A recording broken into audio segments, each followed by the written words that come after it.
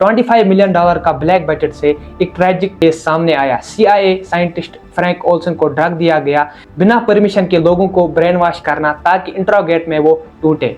America के secret labs और Canada के एसएलएम्स में। लेकिन यह यूएन की वार्निंग सिर्फ कमजोर देशों के लिए है, अमेरिका और इसराइल के लिए नहीं, क्योंकि वही तो उनकी फंडिंग करते हैं। इंटेलिजेंस एजेंसीज जैसे CIA, MI6, मोसाद और रा सिर्फ स्पाई थ्रिलर्स की कहानियां नहीं है, बल्कि असली जिंदगी में राजनीति को बदलती है, अर्थव्यवस्था को हिलाती है और हमारी रोज की दुनिया को नए रंग देती है। क्या आप जानते हैं कि एक छोटी सी क्लासिफाइड रिपोर्ट से एक पूरी देश की तकदीर बदल सकती है, या एक अनकवर ऑपरेशन से ग्लोबल पावर का बैलेंस हिल जाता है? क्या है ये एजेंसीज, कब उनकी शुरुआत हुई, कहां से चलती है, कैसे ऑपरेट करती है और सबसे बड़ा सवाल, क्यों और किस तरह वो अब हमारी दुनिया को अपने हाथों में रखती है? इस एपिसोड को बनाने के लिए हमने डिक्लासिफाइड डॉक्यूमेंट्स, ऑफिशियल रिपोर्ट्स और एक्सपर्ट एनालिसिस पर आधारित CIA के FOIA फाइल्स, NSRQ के रिकॉर्ड्स और CFR जैसे सोर्सेज का सहारा लिया है। सोचिए, अमेरिका में पिंकरटन नेशनल डिटेक्टिव एजेंसी जैसे प्राइवेट ग्रुप्स थे जो गवर्नमेंट के लिए स्पाइंग करते थे।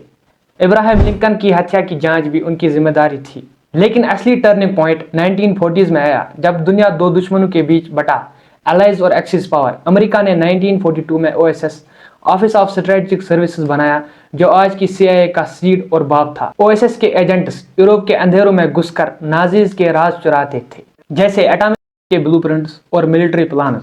ब्रिटेन की MI6 जो 1909 में शुरू हुई थी और इनिग्मा इंक्रिप्शन मशीन का कोड तोड़ा। इन्हीं इंटेलिजेंस एजेंसीज का कमाल था, जिससे वर्ल्ड वार जल्दी खत्म हुआ और लाखों जिंदगियां बची। 1945 में वर्ल्ड वार सेकंड खत्म हुआ, लेकिन एक नई लड़ाई शुरू हो गई, कोल्ड वार। 1947 में अमेरिका के प्रेसिडेंट हैरी ट्रूमैन ने नेशनल सिक्योरिटी एक्ट के तहत CIA को ऑफिशियली जन्म दिया, ताकि सोवियत यूनियन के खिलाफ इंटेलिजेंस एजेंसीज गैदर और काउंटर हो सके। USSR ने 1954 में KGB को लॉन्च किया, जो पुराने NKVD से निकला था। ये एजेंसी सिर्फ इंफॉर्मेशन कलेक्ट नहीं करती थी, बल्कि प्रोपेगेंडा, कैंपेन, असैसिनेशन और रिजीम बदलने का काम है, इलेक्शंस को मैनिपुलेट करना या फेक न्यूज फैलाना। 1950 से 1980 तक ये ऑपरेशन अफ्रीका के जंगलों से लैटिन अमेरिका के शहरों तक हुए। CIA का असल बजट आज भी पूरी तरह पब्लिक नहीं हुआ है, क्योंकि उसका बड़ा हिस्सा क्लासिफाइड होता है। ऑफिशियल सीक्रेट बजट के मुताबिक लगभग $10 बिलियन का खर्चा होता है, लेकिन US कांग्रेस के एस्टिमेट्स कहते हैं कि यह असल में लगभग 50 से 60 बिलियन सालाना तक हो सकता है।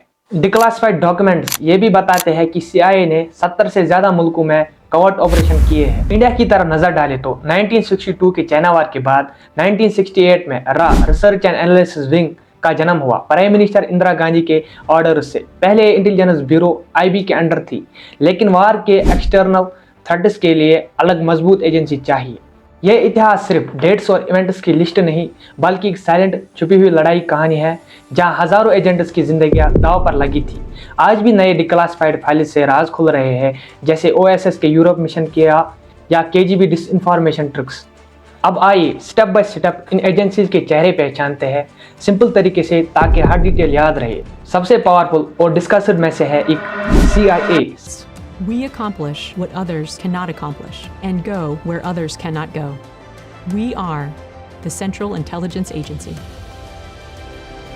इंटेलिजेंस एजेंसी अमेरिका की top spy outfit headquarters Langley Virginia में। ये सिर्फ फॉरेन इंटेलिजेंस पर फोकस करती है। डोमेस्टिक स्पाइंग NSA के पास जाती है। उनके 20,000 से ज़्यादा एम्प्लॉयज़ हैं और ऑपरेशन ग्लोबल स्केल पर होते हैं। बजट सीक्रेट, लेकिन अनुमान 50 से 60 बिलियन सालाना। दूसरी MI6। Welcome to the new MI6.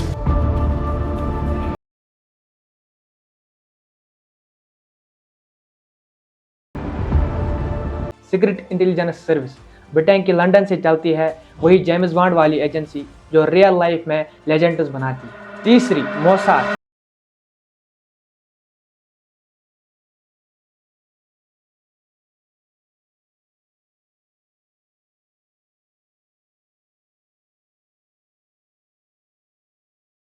Israel की एलीट फोर्स, तेल अवीव बेस, मिडिल ईस्ट के कॉन्फ्लिक्ट्स में मास्टर। रशिया की FSB 1991 में KGB के बाद मॉस्को से उठी, अब साइबर और इंटरनल थ्रेट्स पर काम करती है। चाइना की MSS minister of state security Beijing से इकोनॉमिक एस्पोनेज और साइबर वारफेयर में दुनिया की सबसे एडवांस्ड, फ्रांस की DGSC, जर्मनी की BND और 5 आइज एलएनएस का हिस्सा है, जो America, Britain, Canada, Australia, New Zealand के बीच इन्फो शेयर करते हैं। अब इंडिया की तरफ रा दिल्ली में हेडक्वार्टर्स एक्सटर्नल इंटेलिजेंस के लिए पाकिस्तान और चाइना बॉर्डर्स पर नजर रखती है। IB डोमेस्टिक है, श्रीनगर जैसे सेंसिटिव जोन्स में एक्टिव और इंटरनल सिक्योरिटी पर। ये सब एजेंसीज कहां ऑपरेट करती है? एम्बेसीज के छुपे ऑफिस में, NGOs और चैरिटीज के कवर्स के पीछे, मल्टीनेशनल कंपनीज के थ्रू एजेंट्स भेजती है। क्या करती है? सिर्फ स्पाइंग नहीं, बल्कि इकोनॉमिक ब्लैकमेल, टेक थेफ्ट और इन्फ्लुएंस पेडिंग। आपके जहन में भी यह सवाल उठ रहा होगा कि आखिर ऐसा क्यों करती है? देश की सिक्योरिटी और ग्लोबल डोमिनेंस के लिए एक एक्सपर्ट रिपोर्ट के मुताबिक ये एजेंसी 190 से ज़्यादा मुल्कों में नेटवर्क रखती है, जहां आपके स्मार्टफोन्स के GPS या सोशल मीडिया पोस्ट भी उनके पहुंच में हो सकता है। ऐप्स और सैटेलाइट के जरिए इंडिया की रा ने सियाचिन जैसे बॉर्डर्स पर इनविजिबल वॉल्स खड़ी की है और ग्लोबल ऑपरेशन में भी हिस्सा लिया है। अब हम स्टेप बाय स्टेप उनके कंट्रोल के तरीकों को डायसेक्ट करेंगे।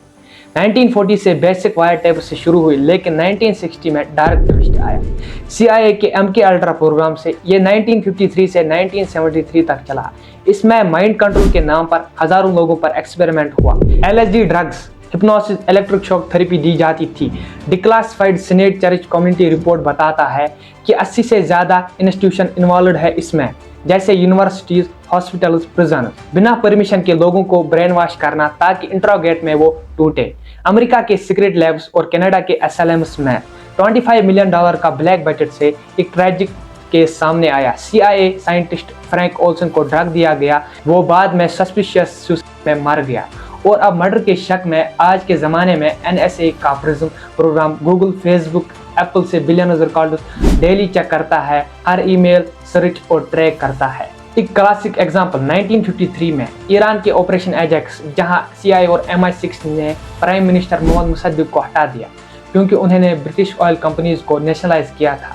तेहरान की सड़कों पर प्रोटेस्ट भड़काए गए, ब्राइब्स, प्रोपेगेंडा, रेडियो ब्रॉडकास्ट और लोकल आर्मी को सपोर्ट। नतीजा शाह वापस आया, लेकिन बाद में 1979 में इस्लामिक रिवॉल्यूशन को बीज बोया गया। 1973 में CIA ने सोशलिस्ट प्रेसिडेंट सल्वाडोर अलिंडे को जनरल पिनोचेट से गिराया।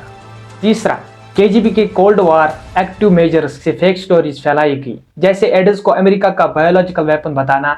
आज रशिया के GRU ट्विटर और फेसबुक पर बॉट आर्मी चलाता है। 2016 US इलेक्शंस में 126 मिलियन यूजर्स तक डिसइंफॉर्मेशन पहुंची। चौथा, कवर्ट आर्मीज और stay behind networks. Operation Gladio, NATO का 1950s प्रोग्राम, यूरोप में कम्युनिस्ट अपराइजिंग का खिलाफ हिडन स्लीपर सेल्स। CIA ने फॉल्स फ्लैग बम्बिंग करवाई ताकि लेफ्ट विंग ग्रुप्स को ब्लेम हो। 1980 में बोलंगिया स्टेशन में 85 मारे गए।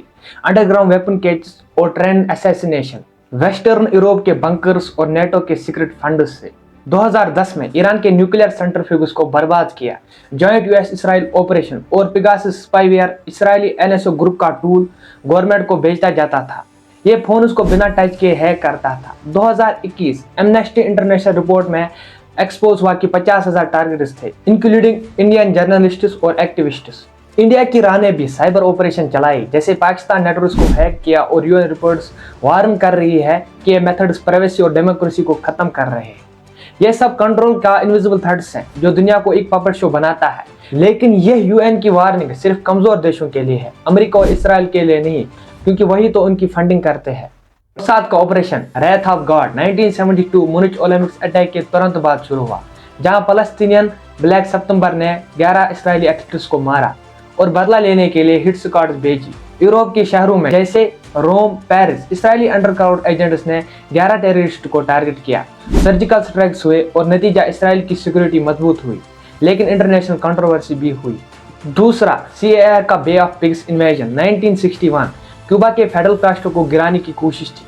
क्यूबा के साउदर्न बीचेस पर क्यूबन एक्साइल को ट्रेन करके एयर और सी से स्ट्राइक की, लेकिन फेल हो गया। कैस्ट्रो की आर्मी ने रोक दिया। ये क्यूबन मिसाइल क्राइसिस का कारण बना। तीसरा, राक का ऑपरेशन कैक्टस 1988 मालदीव्स में हुआ। कॉप्स को रोकने के लिए एजेंट्स भेजे और उसके बाद इंडियन आर्मी को एयरलिफ्ट किया और डेमोक्रेसी बचाई। चौथा, रशिया GRU का 2018 स्क्रिपल पॉइजनिंग में ब्रिटिश डबल एजेंट्स को नोविचोक नरो एजेंट से मारने की कोशिश।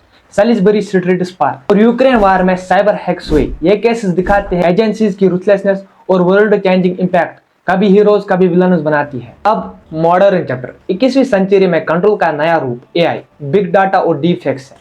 एडवर्ड स्नोडन के 2013 लीक्स ने एनएसए के ग्लोबल सर्वेलेंस को एक्सपोज किया। एक्स की स्कोर टूल से हर online activity track, billion email scan, China की MSS 1.4 बिलियन सिटीजन्स फेशियल रिकॉग्निशन से मॉनिटर करती है ग्रेट फायरवॉल के थ्रू। रशिया ट्रोल फार्म से इलेक्शन हैक जैसे 2020 यूएस में इंटरफेरेंस। इंडिया में रा और आईबी साइबर थ्रेट से लड़ रही है। बालाकोट एयर स्ट्राइक्स 2019 इंटेल रा की थी, लेकिन पेगासस जैसे टूल्स डेमोक्रेसी को खतरे में डाल रहे हैं। ह्यूमन राइट्स ग्रुप्स में जैसे एमनेस्टी मिसयूज का वार्न कर रही है। फ्यूचर में क्वांटम कंप्यूटिंग से एनक्रिप्शन टूटेगी और एजेंसीज और पावरफुल हो जाएंगी, लेकिन होशियारी ही हमारा हथियार है।